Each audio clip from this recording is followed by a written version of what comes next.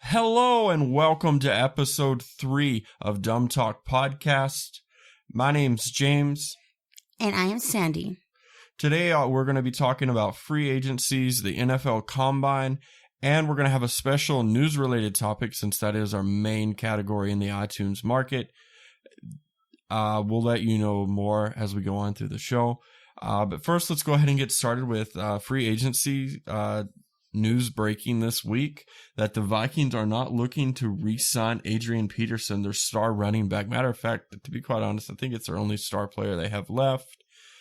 What are your thoughts on this, Sandy? They're letting go of their star running back. Do you think that this is going to hurt or help their Super Bowl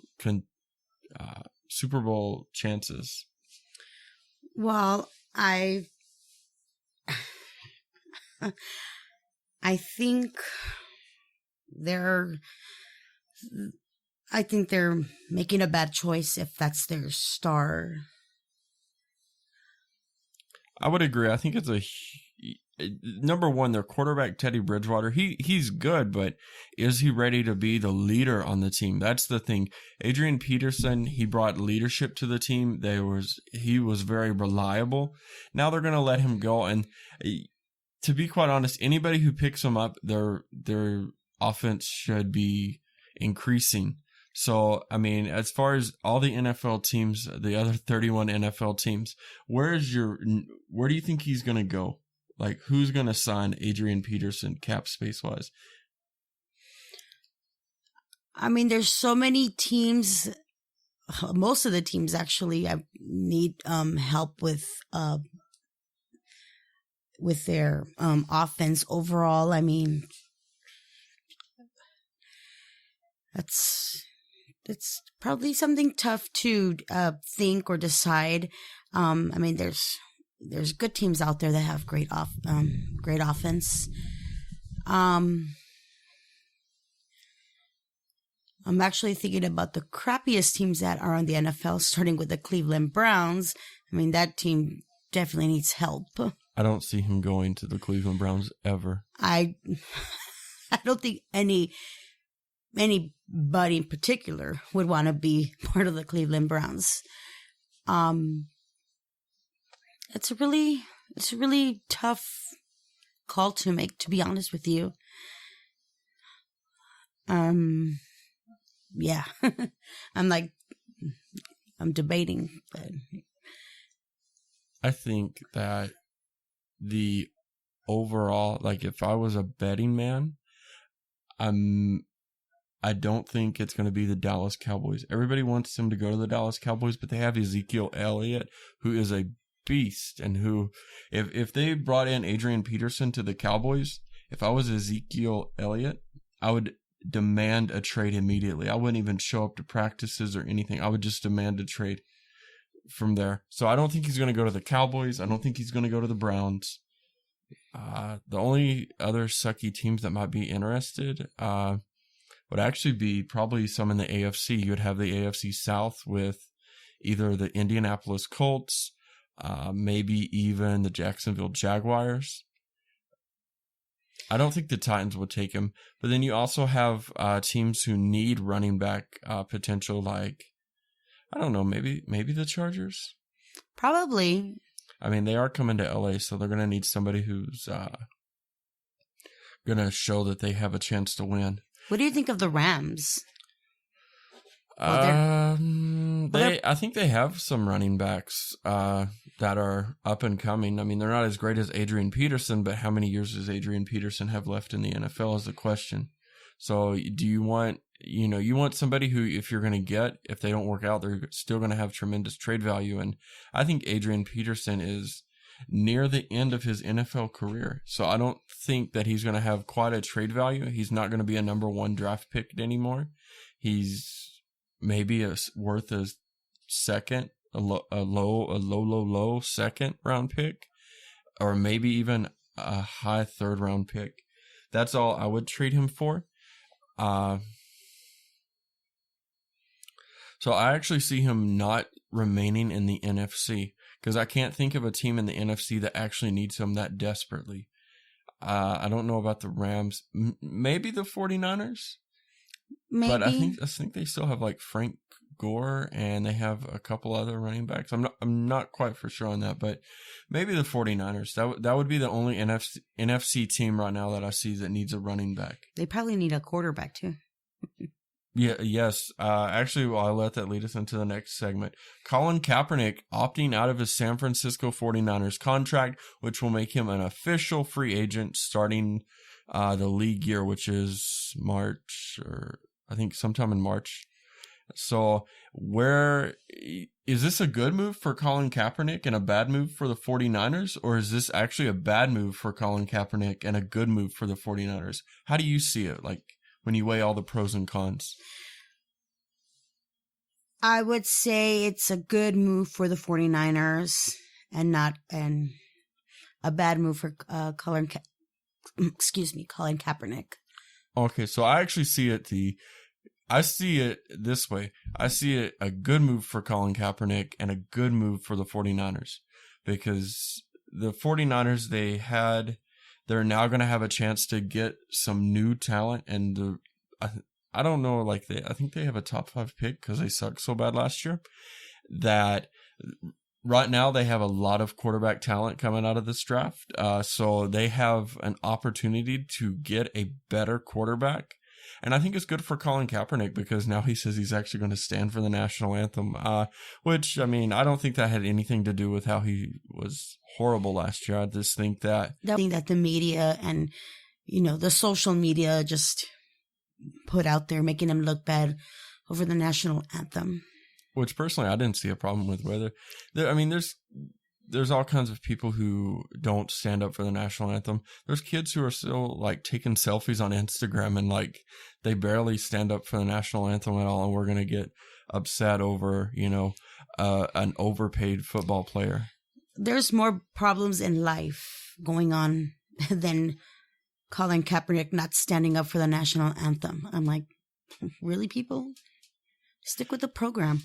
Yeah, exactly. Stick to the pigskin on the football. Make that a number one issue, or have the Washington Redskins change their name finally. Which, to be quite honest, I don't know why they don't. I'm not saying the name's racist personally. If it is, it is. If it's not, it's not. But I think there's a lot of controversy, and for me, I'm not a Washington Redskins fan. I know there's some people who are that are on in my personal friends circle, but I don't really have a problem with the name. I mean, I just think that if they had a new name, they could actually get a new logo that makes them look cool, that makes me want to be like, man, that's a cool logo. Maybe I want to check them out. Maybe I want to hop on that bandwagon. But the colors are just ugly, to be quite honest. No matter what color they put, whether it's white, whether it's their crimson blood orange, or not orange, crimson blood red, or that white, or even the yellow. Oh my God. Have you seen their yellow jerseys? Oh my God. Anyway, so I don't see it necessarily as a bad thing. So, but let's get back on topic. I feel like we've gotten too far off topic. Where do you see Colin Kaepernick being signed? This is really, it still is, I believe, a quarterback driven league. And I don't know how many teams are shopping for a starting quarterback day one versus how many are looking for a great veteran backup. Like, where do you see him going? Definitely not the Cowboys. I cannot picture him being part of the Raiders. Well, the Raiders have Derek Carr, so they don't, and even the Cowboys, they have Dak Prescott. So I don't necessarily see, like you said, those two teams are definitely out. Seattle has Russell Wilson; they don't need him. Maybe the Rams. Maybe Baltimore. And they still have Joe Flacco. I think they're going to stick with Joe Flacco for another 2 to 3 seasons, and then they'll be looking to trade him. So I think that'll be too far past. Right. Let me see. Um, maybe Miami, maybe Jacksonville. That's what I was thinking, Miami. There's a new, I think there's a new coach in Jacksonville, and they're not dead set on starting their quarterback, Blake Bortles, which I thought was going to be the next Big Ben, but he's turned out to be much of a dud in that organization. So maybe Jacksonville. Jacksonville would be nice for him. I think. Well, no, Miami has Ryan Tannehill. Speaking of Big Ben, I mean, I think that poor guy is worn out already, to be quite honest. Yeah, I think he's in the next 2 or 3 seasons. I think I've said that. I think he's going to be hanging up and retiring. But where do you see Colin Kaepernick going? I mean, I don't think you've ever answered that question. What about the Houston Texans? Oh, probably. Do they even have? Who is their quarterback? I think it's Osweiler? Oh, yeah, that's right, Brock Osweiler. Or do you see him maybe? I don't think he would go to Denver. No, I don't think so. You know why I brought up the Redskins? Not because of the whole logo change, but actually I was just thinking about it. I don't think Kirk Cousins has signed his, I think it's like a franchise tender or a franchise tag, I think is what it's called. So, and that's only for 1 year, and he hasn't signed it. So, could you see him going to Washington? I could probably see him going to Washington. What would the record be if he was their starting quarterback day one? Do you think it would still be at the bottom of the NFC East, or do you actually think they would contend outside of because they have the second suckiest record in the division? Maybe I could see a little bit of improvement. Do you see them going to the playoffs with Colin Kaepernick? I would probably say a 50-50. I think that's better than the shots they have now, which is like 25%. Is there anything else? Have you seen any moves in free agency that I'm not aware of that you'd like to bring up to the table before we move on to our next topic? No, I haven't seen anything or any new free agencies. Not that I'm aware of. What about you? I haven't seen. That's the only thing I've seen was Kirk Cousins hasn't signed his new deal. As of, I think that was yesterday when I looked it up. I'll have to check it out later. So I guess let's move on to our second topic, the NFL Combine. Do you? I know you're new and you hopped on the Steelers bandwagon. So do you even know what the NFL Combine is? No. Okay, I figured not. So as soon as I said that, you had that blank look, like a deer in the headlights. So the NFL Combine, basically, it's a scouting competition, more or less, to see, like, basically from the time the college football season ended till that point, how far you've improved, what are you good at, what are you not good at, how can you help a team, and basically they run these drills. So they run what's called the 40-yard dash, which is basically where you run 40 yards, pending you don't fault, like early start or cheat or that's what I'll call it. I'll call it cheating. If you false start, you're cheating. But so the record was in 2008, 4.24 by Chris Johnson, former Titans running back. I think he's now retired because he had epilepsy. But yesterday, a new record was set by John Ross III from, I believe it's the University of Washington. I think they're the Huskies. With a 4.22. Did you actually get to watch it? I know you follow like the NFL.com, the NFL memes, and you follow all kinds of sports related. But did you actually get a chance to check out? Actually, I haven't had the chance to check it out. I mean, it's something interesting to look at. Yeah, so basically, when they asked him, when they told Ike Taylor and Maurice Jones-Drew, he said he felt good, and that he got tight at the end, but it felt good coming out, so he knew it was probably going to be pretty quick. He went on to say that he was grateful for the chance to show his speed at the Combine. However, he did state that I think in his calf, he was having some like issues with that, so he forewent his chance to go even faster on a second round, and he didn't do any other drills for the day. So I don't know how that'll affect his draft stock. Good to know. Yeah. So Sandy, you wanted to bring up a special topic today just because we are a news. Well, we're not really a news. We're more of a random everything type podcast. Right now we're doing news, but we're also doing sports since that's something we have common interest in. We're also looking into entertainment aspects such as shows we like to watch, maybe stuff we like to make fun of. So lots of good stuff happening for the podcast. Just before we hit our main topic today, I do want to give a shout out. We are now on Twitter at, you can tweet us at DumbtalkPodcast. We're also on Facebook at facebook.com, DumbtalkPodcast. We're even on the Patreon. You can find us at, I believe it's patreon.com/DumbtalkPodcast. We are setting up the YouTube channel. Excuse me. We're setting up the YouTube channel, and then we'll start uploading future episodes, hopefully with video. So, are you excited to be on video? Yeah, I'm pretty excited. I'm looking forward to our future projects.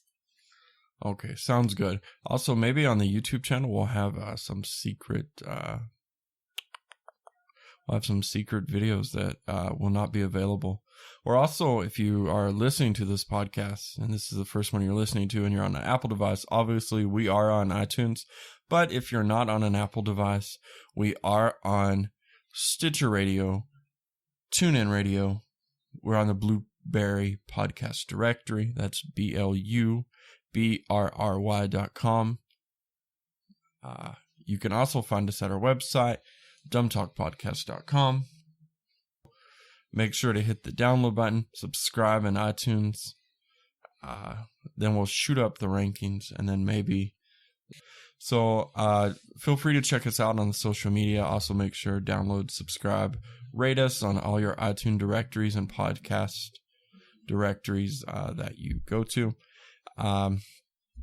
With that being said, with all the plugs now being done, let us go ahead and bring up topic number 3, and I'm going to allow my co-host Sandy to bring you the introduction, since this is her topic that she feels very passionate and strongly about. Well, yeah, it's something that's been pretty much common, not only in our local community, pretty much across the nation, maybe in other countries that we've seen based on, the newscasts on television. This topic is child abduction, children going missing, exploited children for sexual and labor gains, and trafficking. Yes, human trafficking. That's horrible. So, go ahead and start off. I'm going to start off just because we had a few weeks ago in our local community, we had several children that have been missing, teenagers running away from home, disappearing. I've been following a story. I'm not going to say any names, but I'm just going to bring up a few stories that I've seen on the media. I've been following one since October, here in the state of California. There's been, actually 2 children missing from the same town. They haven't been seen since October of 2016. And stuff like this. I mean, as a parent, it's a concern. I mean, it's a parent's worst nightmare is their child to go missing, and not hearing from them even within hours. As a parent, you're devastated. Where'd my child go? Where'd my child disappear to? And unfortunately, some of the outcomes are not, I'm trying to find the right word. It's not a happy ending. A lot of these children appearing have been, unfortunately, it's been death or just being beaten up, and so and looking at just a few weeks ago, a child disappeared and flew out without parents' permission, and I mean, I don't know how her outcome ended up when her parents got a hold of her, or when she came back home. What do you think about all this situation?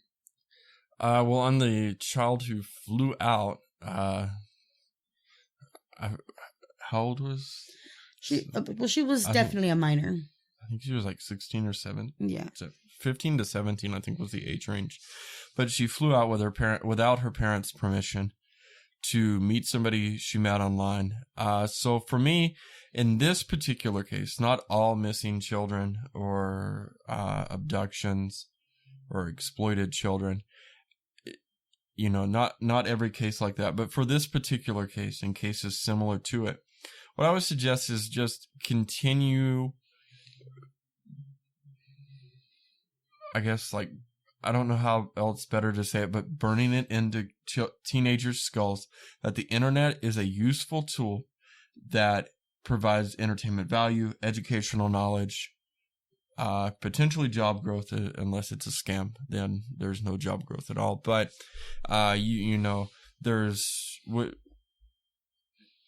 it is useful, and there are, just like everything else, there are non-useful incidents or experiences, I guess was what you would properly want to call it, that meeting someone you don't know, I know that me and you met, but I was like 22. We were adults. We were consenting adults, and I was prepared to face death on an airplane by it either crashing or, as soon as I got off, somebody shooting me, or, I understood those consequences, and I understood that was a reality, but it wasn't a reality that I was, well, you're not prepared, but, I was prepared to come out and meet you, meet your family, and we were preparing to begin our relationship on a different level, and then, hopefully what would lead up to marriage, happy marriage and everything. So as a teenager, I don't think that these kids understand that.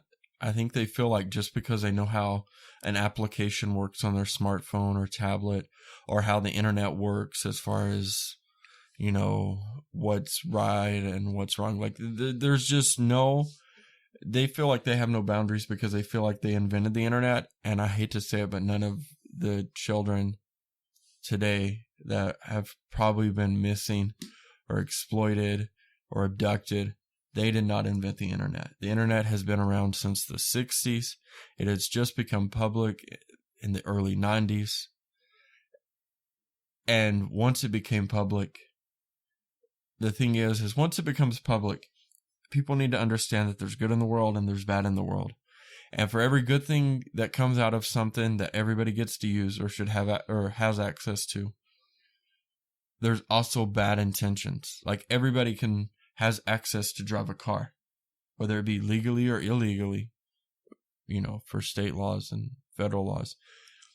Everybody has access to it, but there are people who still get behind the wheel, drive drunk, intoxicated, use their cell phone, because, going to that cool party and needing to text your friends you'll be 5 minutes late is much more important than actually driving safely, apparently. I think in this matter, not just teenagers, but also adults need to educate themselves more. Like you said, texting and driving, drinking and driving. I mean, that's something, drinking and driving is going to go on for years. And it's not going to stop. Same thing with texting and driving. Right, and that's my point, is that there's good and bad, and for every good person out there that has a good intention to do something that normally we're not supposed to do, they're going to get heat on them because they're doing something they're not supposed to do. But there's bad people who are doing it much worse, And not only that, but, in this case, this girl should have said, okay, I want to go meet this person. They live here. This is what their parents is like. This is their phone numbers. This way we can call, text, that the parents can communicate. Because if you're trying to hide something behind your parents' back, I understand that, there's little things like sneaking out and going to a party. But even that has its consequences. There's been teenagers, I'm sure, over the numerous decades that have just went to the party next door and they've never came back home. Or, worse things have happened, such as rape or, so again, it's just, I think there's a quote that if you don't learn from history, you're doomed to repeat it. And what this is showing is that people haven't learned, parents haven't learned to properly educate themselves and connect with their teenage son or daughter. And that is the problem. I don't know if it's getting even worse. I don't know what parents are afraid of to talk to their children and teach them the dangers of life. We all don't live in a world of fairy tale where there's a happy ending and we're going to meet Prince Charming and it's all going to, it's going to be a magical world. Just look at situations of different, like a lot of women out there, or like a lot of these little girls, like in other countries, and they meet these men over the internet and they run off with them. And, a lot of these parents don't hear from their daughters again, or, like you said, they end up getting raped or, Right. And again, and I think that this is not just a U.S. problem. This is a world problem. This is something that we should tear down the borders, metaphorically speaking. And we should look, and there's great organizations out there. Actually, just I think about a week ago, I was listening to Ashton Kutcher, star of that 70s show, 2.5 Men's, multiple movies. I can't think of one of his famous movies off. The Jobs movies. Oh, Steve Jobs, of course. One of my favorite movies, I guess. Like he actually addressed Congress, and he didn't come as, oh, I'm a celebrity, this really sucks, I've donated, X amount of money. No, he actually founded with his ex-wife, Demi Moore, an organization called Thorn, which helps in efforts creating, I believe they create software that can help detect, not only present, but even can help I believe like it's trends or in child abduction, exploited children for either labor or sexual purposes. He talked about how he hands-on got to see what people are seeing as far as on the internet, through like deep dark web websites. He talked about one time that the government, the Department of Homeland Security, called and asked for his help, and they didn't have the software, or they didn't have the they didn't have the right way to go about things, and they were able to finally come back after an extended period of time and say, yes, now we can do this. So when you need our help in these efforts, we can help you. So I think that's what a lot of people need to see, but I don't think that's what people need to focus on. Yes, it's great that Thorn exists, but what can we do here locally for us, in the state of California, or, in the state of California, but what can people do locally? And really, education is what needs to be taught. Education about going online. If somebody wants to meet you online that you don't know, you need to find a way to get to know the utmost thing about them, and you need to determine, is it safe to go here? And if it is, say, like in this case, they want to go to Boston. Okay, so she's going to go to Boston to the airport. Okay, well, now we're somewhere public. Does she have a relative there? Does she have a relative close by? Okay, so her and this relative go, and they go to a Starbucks. They get a Frappuccino, or, a mocha latte, or, a lemonade, or whatever. One of the millions of beverages that Starbucks sells. And now you have an adult with you that can determine danger. Right. Then you have, it's the whole thing. I remember when online dating was first a thing, that one of the very first tips was, take a friend with you. That way if something happens. And at first it seemed kind of dumb because, what if he has a gun? Now we're both in trouble. Or what if she has a gun? Or what if she stabs my friend and then takes me alive? Or, those things are always on the possibility of happening. But if you have not necessarily weapons, but defensive tactics to help yourself, I think a lot of these abductions will see a drastic reduction in such incidences. But I mean, as far as like children going missing, as far as just missing, like they run away from home, there's another type of education, because you can't just educate the internet and hope this problem will go away. When you talk about missing children that run away from home, or because they have a bad home life, or whatever the reason is, in some cases, these children, these teenagers, they have issues mentally. That doesn't make them a bad person or anything like that, but they do have mental health issues. Yeah, and it has to do with the environment in the home. I think that's a trigger. I don't think, like, there's many people in broken homes and they're just fine. They don't have mental issues. So for me, it's a trigger. It's not the cause. It triggers it. If you have a chemical imbalance in your brain and it makes you in two different emotions, all within the span of 5 seconds, then that's triggering your condition. That's not saying the condition just existed because of this. That might be the case in blood pressure and cholesterol, but that's not the case with mental health issues. You have to treat it different. And I think that there's not enough education in mental health that prevents anything. They more or less, they give you a pill. They tell you to take it. The pill doesn't work after 2 weeks. Let's give you another pill. Talk to me about how you feel. And then when you do, then they have to decide, okay, well, what did this person tell me legally? Is this covered under doctor-patient privilege? Do I have to go to the cops with this? And then if you do have to go to the cops with that, then that person feels betrayed. And then that just amplifies more. Not saying that people shouldn't tell on other people when there's clearly a dangerous element, but we also have to look at what is mental health. Mental health is not sitting on a couch talking about your problems, getting medication for it. That's not treating mental health. That's giving a pill. It's like just giving a placebo. And that's my problem with mental health in the United States, is that it's just, let's give him a pill. He's ADHD. He can't pay attention in school. Let's give him some Ritalin. That doesn't work. Let's give him some Adderall. And here is a problem with ADHD also. People have gotten, they have received the wrong diagnosis on ADHD.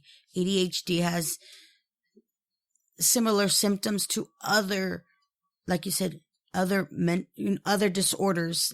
That's not necessarily ADHD. And like you said, they prescribe them this type of medicine because they're thinking it's ADHD and it's not. Right. And not only is misdiagnosis, but misdiagnosis is the biggest reason that mental health fails in the United States, is because you're misdiagnosing issues. And not only that, when you do actually correctly diagnose, you misdiagnose either the required medication or the required treatment. Sometimes it can't be solved in a pill. We need to start looking beyond the pill method for mental health in the United States. That's not going to cut it, because, I'm sure I have pills in my closet, or not my closet, but my medicine cabinet, that I'm probably supposed to be taking once a day. And yet I haven't taken medication in years, or maybe months. I forget. So again, it's education in mental health for missing children. I think as far as child abductions that deal with the internet, it's education on the internet. Those are great starting points. They don't necessarily eliminate the problem, but that's where we need to start. Also, I mean, and I would probably advise this, to parents in general. You know, I'm pretty sure once you notice your child is, different, acting in a different manner, or, just those little details that it's out of the ordinary, that's when it should, turn on the light bulb on your head. Okay, something's wrong. But some parents are denial and absent-minded. That is true. And I'll bring this up, not that I like to bring this up, but if I believe it was just around a year ago, Sue Klebold came out, and if you don't know who that is, that's the mother of one of the Columbine shooters, Dylan Klebold, who was also a victim that day. I don't care what your stance on gun violence is, or if he was whatever. He was totally a victim because, again, he was going through depression, and his mom absent-mindedly just said, "Oh, well, he's going through that teenage phase. Let me do nothing. Let me notice it, but let me do nothing." And at the end of the day, we have one of the worst mass shootings in United States history, which I got to tell you, as a fifth grader, after that happened, I was scared shitless to go to school. That was very, very mentally scarring. I mean, nowadays, even just to go out, I mean, not too long ago here in Simi Valley, there was stories about, kids, moms with their kids being followed by couples trying to take their kids away, and it all, like you said, it all has to do with their mental disorder. I mean, who in the right mind goes out, teams up with a person, oh, let's go kidnap this child for human trafficking. I'm like, for money, for whatever reason. Yeah, what's exactly. What's wrong with these people? Well, you know what I mean? I think some of it could be mental health, and then some of it could just be that they're the bad in the world. For every good thing, in the world, there is something bad. And what we on the good side, for us that have good intentions, a majority of the time, what we need to do is identify the bad, learn from the bad before it's too late, before something happens, before there is, before that point of where there's no going back. This is going to happen, and now we're going to have to cope with the results. So education, again, I think, whether it be about the internet, mental health, just knowing your child more and not be in denial. Yeah, don't live in la la land. Like, the greatest thing about Disney Classics is it allows you to escape. But that's the point. It allows you to escape for the runtime of the movie.